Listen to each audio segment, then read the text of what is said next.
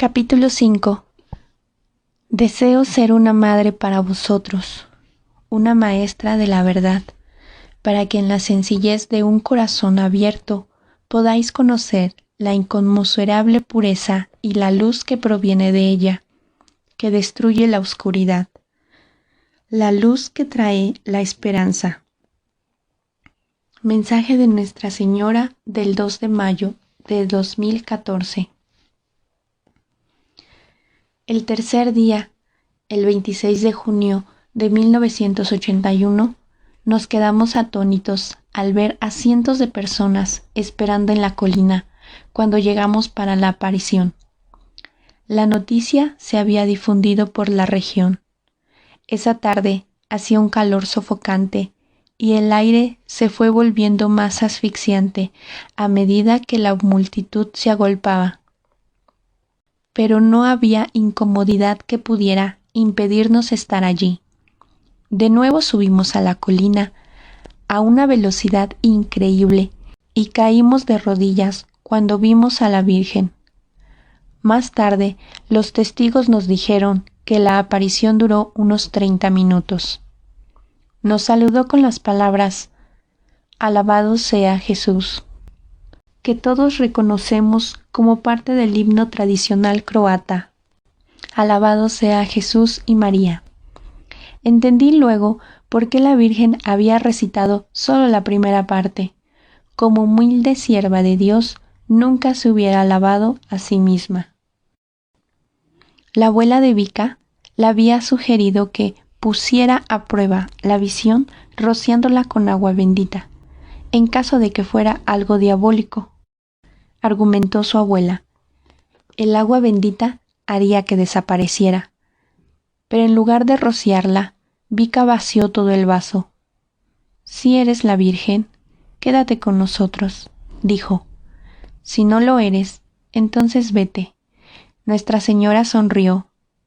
Una de nosotros le preguntó por qué había elegido aparecer en Medjugorje y no en otro lugar.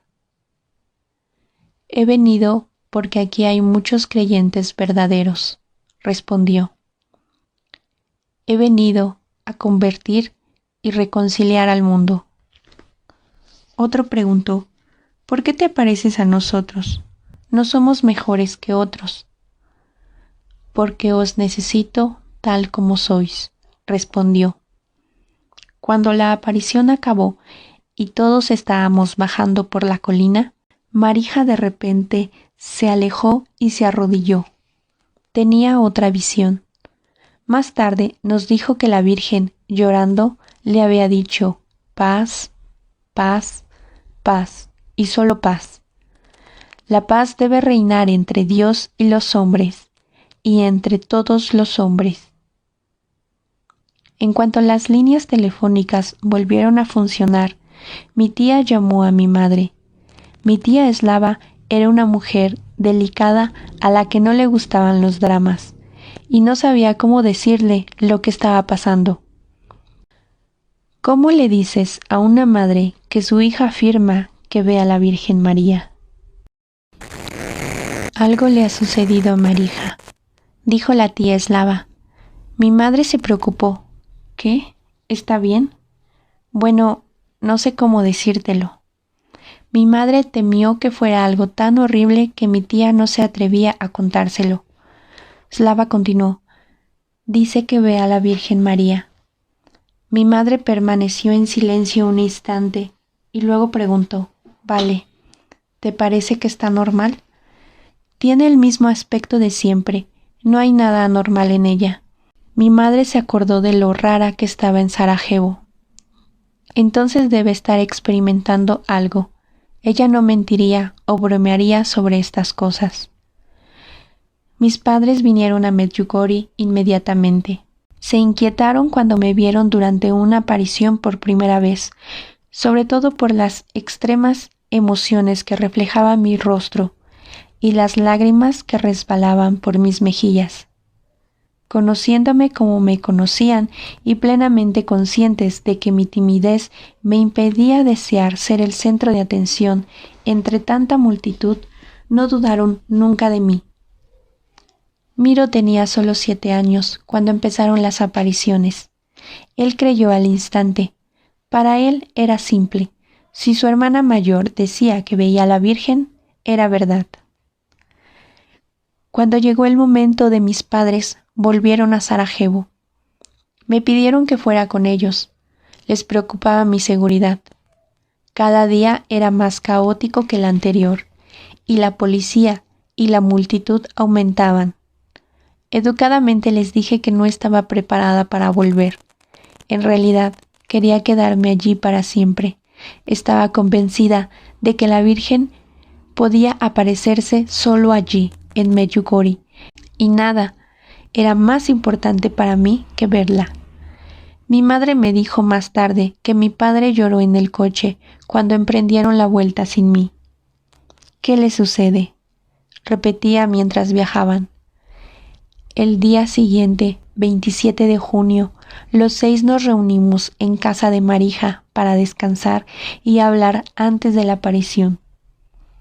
Vika y yo nos tumbamos en la sombra bajo una gran mesa cubierta. Los otros se sentaron en un sofá. De repente entró un policía. ¿Dónde están los que dicen que ven a la Virgen?, preguntó. Nos asomamos desde debajo de la mesa. Seguramente pensó que era un lugar extraño para estar. Subid al coche, dijo. Mientras nos íbamos, la familia de Marija nos suplicaba: no dejéis que os den pastillas ni os pongan inyecciones. El hombre nos llevó a la comisaría de la ciudad vecina, Kitluk. Según parece, las autoridades locales estaban siendo presionadas por el gobierno yugoslavo para que apagaran el fuego, pero esta era una llama que nadie podía extinguir. La policía nos interrogó y nos acusó de mentir. Cuando insistimos en que decíamos la verdad, nos gritaron y nos imprecaron. Era la primera vez que oía un lenguaje tan vulgar. Obviamente estábamos asustados, pero nuestra persistencia empezó a confundirlos y a ablandarlos. Es probable que algunos nos creyeran, pero no podían demostrarlo. En Medjugorje y Kitluk, muchos policías bautizaban en secreto a sus hijos, e incluso se casaban por la iglesia durante la noche, pero en el trabajo tenían que acatar las órdenes. Tras el interrogatorio, nos llevaron a una clínica para que nos examinaran. Nos sentamos nerviosos en la sala de espera. El médico llamó a Iván, el primero, después a Vika. A través de las delgadas paredes se puede oír su negativa a que él le examinaran. Cuando llegó el momento de llamar a Ivanka, eran ya las 6 menos cuarto. Yo estaba preocupada porque llegaríamos tarde a la aparición, por lo que decidí entrar con ella. El médico me fulminó con la mirada. ¿Quién te ha llamado?, me preguntó. Tenemos prisa, dije yo. Tenemos que volver. No todos tenéis que quedaros. Encendió un cigarro y me ofreció uno. No, dije. ¿Cómo te llamas?, me preguntó. Mirjana. ¿De dónde eres, Mirjana? De Sarajevo. Ah, de Sarajevo, dijo él. Entonces eres tú. Enséñame las manos. Controló mis manos para ver si temblaban, pero estaban bien firmes. Realmente tenemos que volver, insistí. En ese momento sonó el teléfono. Había un carácter de urgencia en la voz del médico tras responder la llamada. Se acercó a nosotros y nos dijo: ahora os examinará un psiquiatra de Mostar. No, dije. ¿No?, dijo él. Tal vez usted piense que estamos todos locos, pero ¿qué más quiere de nosotros? Abrí la puerta. Adiós, tenemos que irnos. Y nos fuimos. Preguntamos en un hostal cercano si alguien nos podía llevar a Villankovic. Un hombre se ofreció a acompañarnos y subimos apretándonos en su coche. Se acercaba el momento de la aparición y al ver un control de policías en la carretera que llevaba a Medjugorje nos angustiamos. Había cientos de coches aparcados a lo largo de la carretera. La gente que había venido a ver la aparición había aparcado y seguía a pie. La policía estaba controlando los coches y anotando los números de matrícula. Salimos rápidamente del coche y corrimos hacia la colina. En cuanto llegamos, 3 destellos iluminaron la ladera. Y había empezado a trabajar en la iglesia de Santiago pocos meses antes de que todo empezara. Cuando empezaron las apariciones, él estaba en un retiro espiritual en Zabrze.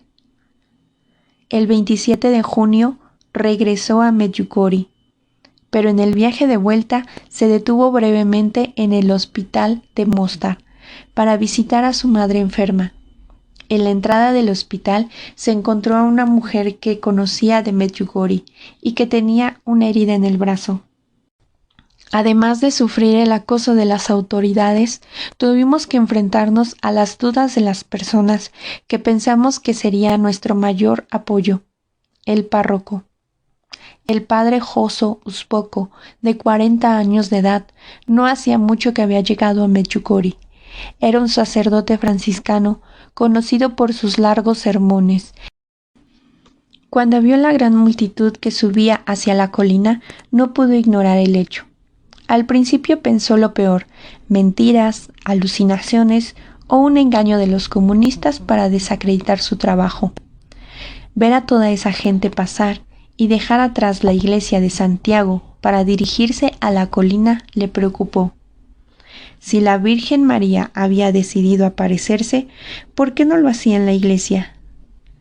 Yo estaba en Sarajevo cuando el padre Joso empezó a llevar a cabo su labor en Medjugorje, al principio de ese año, por lo que no le conocía.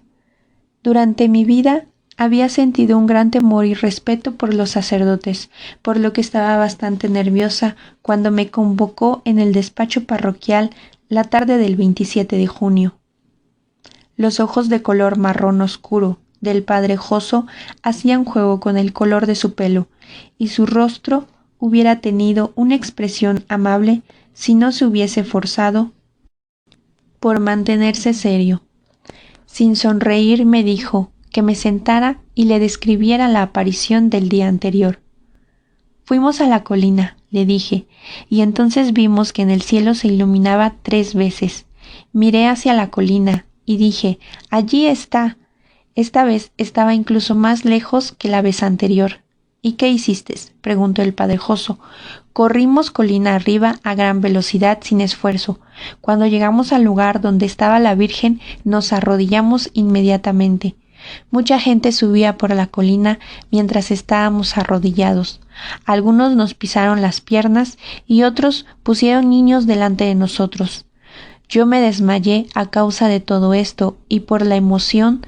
¿Te desmayaste? Sí, Ivanka y yo nos desmayamos, probablemente a causa de la humedad en el aire y por todo lo demás. Todos queríamos que le preguntaran algo a la Virgen. Yo le pregunté: ¿cómo está mi abuelo? Le quería mucho. Me dijo: ¿tu abuelo está bien? Mi abuelo Ilija, el padre de mi padre, había fallecido 4 meses antes. Mi abuelo Ilija, el padre de mi padre, había fallecido 4 meses antes. Mi abuela paterna había fallecido cuando yo era pequeña y apenas me acuerdo de ella, pero quería mucho a mi abuelo Ilija. Su nombre, la forma croata de Elías, significa «El Señor es mi Dios». Era un hombre muy cariñoso. Cuando iba a verle, siempre me daba un gran abrazo y un beso. Le recuerdo sentado fumando en la parte delantera de su casa, con una sonrisa amable en su rostro arrugado. Se liaba sus propios cigarros y yo siempre le traía de Sarajevo su papel de fumar favorito. Cuando el abuelo Ilija estaba muriéndose, mi padre estaba con él en Medjugorje. Era un día laborable y murió antes de que yo pudiera llegar a tiempo. En sus últimos momentos, mi abuelo me llamó porque quería darme su último beso. Siento mucho no haber tenido la posibilidad de despedirme de él, y fue hermoso cuando la Virgen me dijo que estaba bien. El padre Joso entonces me pidió que le describiera lo que hizo Nuestra Señora durante las apariciones. Yo no tenía palabras que pudieran describir lo que era estar con ella, pero lo intenté. ¿A qué se refieren con drogas? Como si nosotros fuéramos drogadictos. Vamos, que tomamos drogas y por eso vemos a la Virgen. ¿Qué piensas de esto? Me gustaría decirles, mirándoles directamente a los ojos, que un médico me examine para ver si estoy drogada o no. Durante los años siguientes fui examinada por más médicos de lo que la mayoría de las personas vería durante toda su vida. Pero en lugar de encontrar lo que ellos sospechaban, a saber, drogas, epilepsia, enfermedad mental o engaño, fue mi normalidad lo que les dejó a todos desconcertados. En la fotografía, peregrinos se dirigen hacia la iglesia de Santiago. Al fondo, la montaña de la Cruz.